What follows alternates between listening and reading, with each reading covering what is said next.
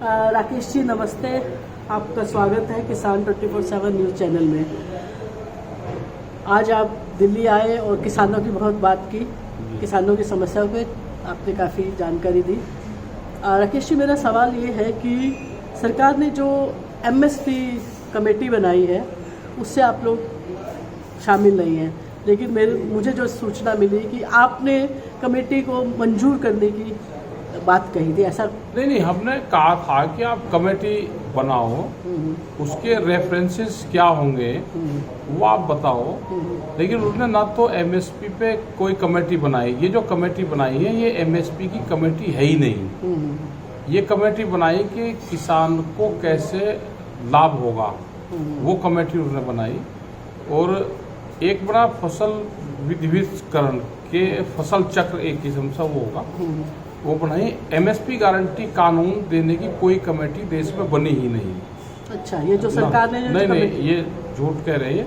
और अगले दिन मंत्री का बयान भी आ गया था कि हमारी कोई इस तरह की बात नहीं हुई कि हम कोई कमेटी वो कोई बनाएंगे MSP पे। और सरकार ने कहा है कि किसान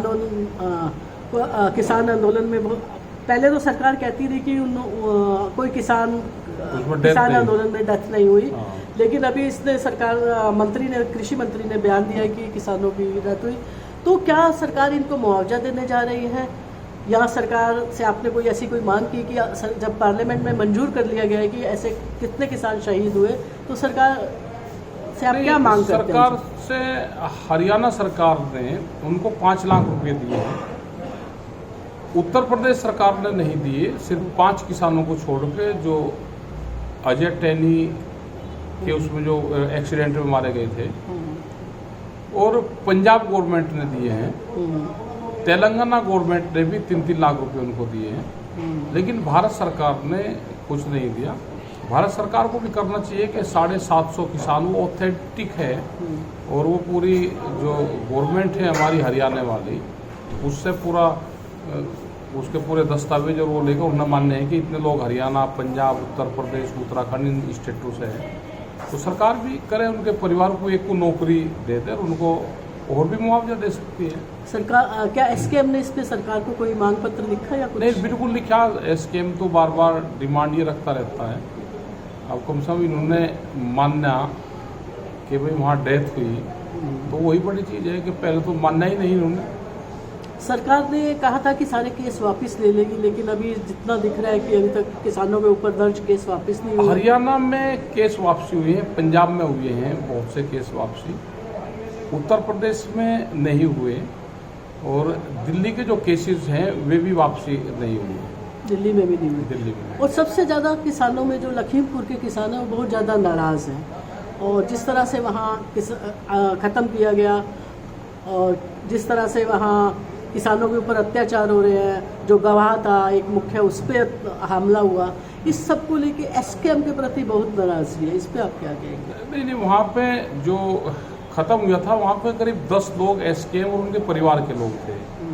वो भी एक समझौते के आधार पे हुआ था, और उस टाइम की जो ज़रूरत थी उसके हिसाब से हुआ था। उस टाइम के जो अधिकारी थे उत्तर प्रदेश के भी, उन्होंने भी काफ़ी सहयोग वहाँ पे किया था, और 50 लाख मुआवजा वहाँ पे दिया है। वो सब SKM के प्रेशर में, जो 5 डेड बॉडियाँ वहाँ पर रखी थी उनके प्रेशर में, तो ये सारी चीज़ें हुई थी।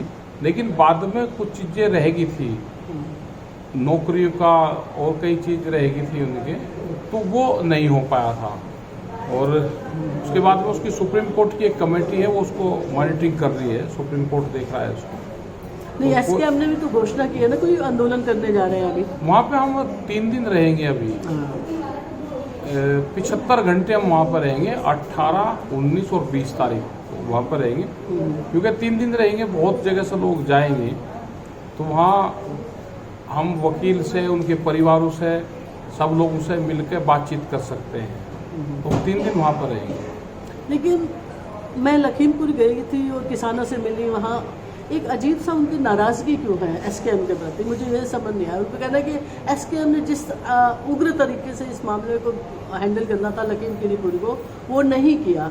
SKM ने सरेंडर कर दिया। ये लगातार नहीं, ऐसा नहीं है। हम क्योंकि सुप्रीम कोर्ट की गाइडलाइंस में चल रहा है वो पूरा केस, जो आज भी केस है उसमें कोई कुछ छेड़खानी नहीं कर सकता, सुप्रीम कोर्ट उसको देख रहा है। और वहाँ की सरकारों से या वहाँ के अधिकारियों से बातचीत होते हुए कहते हैं हमारे उसमें कुछ नहीं है। अगर एक शब्द भी उसमें लिखा हो जाएगा तो उसकी पूरी एक कमेटी है 3 लोगों की वहाँ पर, उन्हीं को हमको बताना पड़ता है।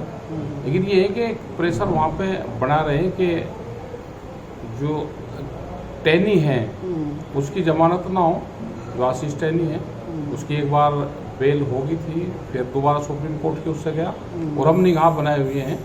और हमारे जो 4-5 बच्चे अभी जेलों में बंद हैं उनकी बेल हो, वे बाहर आए, उस पर प्रयास हम कर रहे हैं। आपका एक आजकल मैं नया रूप देख रही हूँ, रिपोर्टर राकेश, आप हम सबको मार्क दे रहे हैं आजकल। नहीं वो तो वहाँ पे रिपोर्टर सब जगह नहीं मिलते, तो हम अपनी बात अपनी भाषा में अपने उस पर डाल देते हैं, वो रिपोर्टिंग अपने आप कर लेते हैं और वो डाल देते हैं, उससे लोगों को पता चलता है। क्योंकि हम इंटरव्यू में कहीं ना कहीं जाते रहते हैं, तो वहाँ की क्या घटनाक्रम है, वहाँ की पृष्ठभूमि क्या है, वहाँ पे इशू क्या है। तो जैसे बिहार में गए तो मंडी के अंदर गए, तो मंडी में हमने अपने पेज से उसको लाइक किया, वहाँ पे उसकी रिपोर्टिंग करी कि आज मंडियों के क्या हालात हैं। हम कहीं पे भी जाते हैं तो उस पर हम कर देते हैं, पेड़ पे हैं, इस पे है, आजकल के क्या हालात पुलिस फोर्स के क्वार्टरों पे है। तो किसी भी चीज़ पे अपनी भाषा में अपनी बात कह दो, क्योंकि सोशल मीडिया के माध्यम से आज सारी बात पूरे देश दुनिया में चली जाती है। आज स्थिति ये है कि किसान आंदोलन में निकले हुए राकेश टिकैत एक नेशनल और इंटरनेशनल लेवल पे एक बड़ा चेहरे के रूप में स्थापित हो चुके हैं और सामने हैं, आ चुके हैं।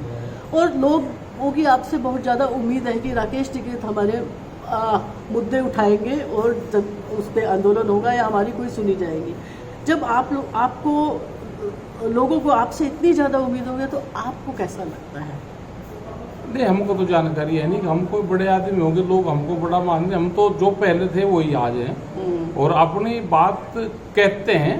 प्रेस वाले मिलते हैं तो उनको कहते हैं और सरकारों को भी हम कहते हैं, सरकारों को चिट्ठी लिखते हैं और सरकार किसी भी उस पर बातचीत करना चाहे तो हम पूर्ण रूप से उस पर बातचीत करने को तैयार हैं। और जो सुझाव होगा वो सरकार के पक्ष में हो या वो जनता के पक्ष में होगा, और जो भी सही चीज़ होगी, क्योंकि हम खाप पंचायत वाले लोग हैं, पंचायती सिस्टम में, और पंचायत के लोग झूठ नहीं बोलते। हम जो भी ठीक चीज़ होती है हम उसको कहते हैं, उसको जनता और सरकार के सामने रखते हैं। अभी जैसे अग्निवीर वाला जो प्रोग्राम था, हमने सब छात्रों को ये कहा कि आप आंदोलन से दूर हटें, आगजनी ना करें, अपनी भर्ती की तैयारी करें और अपनी भर्ती में जाए। हम सरकारों से बातचीत करेंगे, आंदोलन करना होगा तो हम करेंगे, आपकी बात हम सबके सामने रख रहे हैं। तो पूरे मामले को हमने 2-3 दिन में ही शांत किया हमने। तो क्योंकि वो गलत लाइन पर बच्चे चले गए थे तो हमने उन सबको वापसी जाके, और आज कोई भी बच्चा सड़कों पर नहीं है। लेकिन सरकार को भी ये चाहिए कि बच्चों का जो केसेस है उनको वापसी ले और बैठ के एक माहौल तैयार करें। सरकार की जिम्मेदारी बनती है, लेकिन सरकार इस पर काम नहीं करती। सरकार देखिए, बच्चे तो सड़कों पे आएंगे ना, जब रोजगार ही नहीं है, उनको नौकरियां नहीं दी जा रही, तो वो तो मजबूरी में आ रहे हैं ना। बिल्कुल आएंगे, मजबूरी में आएंगे, वे नहीं आएंगे दूसरा आएगा। आज हालात ये होगी कि अभी ये बिजली अमेंडमेंट बिल जो था उसको ही लेकर आ रहे हैं, वो आएंगे तो उसके बिजली के कर्मचारी आएंगे सब सड़कों पे। हमने कहा कि हमारा समर्थन आपके साथ में। और किसानों ने बहुत सारे बिजली के बिल उतार दिए हैं और बदले जा रहे हैं। हमारा कर्मचारियों के खिलाफ मूवमेंट नहीं है, वो सरकारों की योजनाओं के खिलाफ हमारा है। कर्मचारी कोई भी वो काम करता है जो सरकार उसको कहती है, हमारा उनसे कोई, हमारा कर्मचारी से कोई हमको ऐतराज नहीं है। सरकार लगातार, उत्तर प्रदेश सरकार की मैं बात करूं तो उत्तर प्रदेश सरकार लगातार दावा कर रही है, और चुनाव में भी कहा था योगी जी ने और सबने, पीएम ने भी, योगी जी ने कहा था कि मैंने इतने करोड़ गन्ना मुआवजा दिया, भुगतान किया, हाँ मुआवजा नहीं, भुगतान किया। और वो तो 10 साल पुराना भुगतान था, ऐसा सुनने में आया। ऐसे न भुगतान तो ये है कि गन्ना एक्ट में ये है कि 14 दिन में किसानों का भुगतान होगा। अभी भी बहुत किसानों का गन्ना वो रह रहा है भुगतान, जो नहीं हुआ। हमने ये कहा कि प्रधानमंत्री की योजनाएं हैं, डिजिटल इंडिया कैंपेन, वो उन्होंने चलाई, उनकी योजना है कि पूरे देश को मुझे डिजिटल करना है, तो हम किसानों को भी डिजिटल कर दो। हमारा गन्ने का भुगतान 1 साल में क्यों मिला है? हमने आज कोई फसल दी, हमने कोई सामान आज बेचा, तो हमें आज ही तो पैसे मिलेंगे या 1 साल बाद में मिलेंगे? और 2 साल में भुगतान होता है। 1 साल हम गन्ने में लागत लगाते हैं, अगले साल वो तैयार होता है, 1 साल में फिर उसको डालते हैं, फिर उसका 1 साल बाद में भुगतान। तो आज हमने पैसे लगाए, उसका 2 साल में हमको पैसे मिलेंगे, तो उससे नुकसान होता है। तो इसीलिए किसान की हालात देश में खराब है। देश में जय जवान जय किसान आपका किसान आंदोलन से नारा रहा है, और किसान के बच्चे ही जवान हैं, जवान के बच्चे ही किसान हैं। आज आप लोगों ने एक प्रेस कॉन्फ्रेंस की, इसमें अग्निवीर अग्निपथ योजना के बारे में, इस पे आप मैं थोड़ी सी जानकारी चाहती हूँ आपसे। देखो, 4 साल में कोई रिटायरमेंट होगा वो जबरदस्ती का रिटायर करा जाता है, नेचुरल 4 साल में रिटायर नहीं होते। और अगर जो भी आदमी इसका समर्थन कर रहे हैं और वे नौकरी पे हैं और रिटायरमेंट के बाद में भी 2 साल का उनको एक्सटेंशन चाहिए, वे नौकरी छोड़ दें और 6 महीने बाद में फिर लेख लिखा अखबार में, वो फिर स्पीच दे कि अग्निपथ क्या है। और ये अग्निपथ सब जगह लागू होनी चाहिए। ये MPMLU पे भी हो, ये जुडिशल में भी हो, ये सब जगह लागू हो तो सबको पता चल जाएगा। ये प्राइवेट सेक्टर में भी हो कि 4 साल की नौकरी होगी भाई, फिर जाओ, तो जब पता चल जाएगा। अभी तो ये मिलिट्री पे उस पर कर रहे हैं कि 4 साल आप उसको ट्रेंड करके और फिर वो बेरोजगार बने घूमता रहेगा, सस्ती लेबर तैयार आप कर रहे हो देश में। ये दुर्भाग्यपूर्ण है। 4 साल का रिटायरमेंट नौजवान नहीं, सरकार इतना पैसा खर्च करती है एक आर्मी मैन को तैयार करने में, एक सैनिक को तैयार करने में, उतना खर्च करके उसके बाद फिर उसको लेबर बना दे। ये देश को लेबर बनाया जा रहा है। ताकि पूरे जैसे बिहार में पूरे बिहार को लेबर बना दिया, इसीलिए पूरे देश के किसान, मजदूर, यूथ, नौजवानों सबको लेबर बनाया जा रहा है। शुक्रिया राकेश जी, आपने बड़ा टाइम दिया।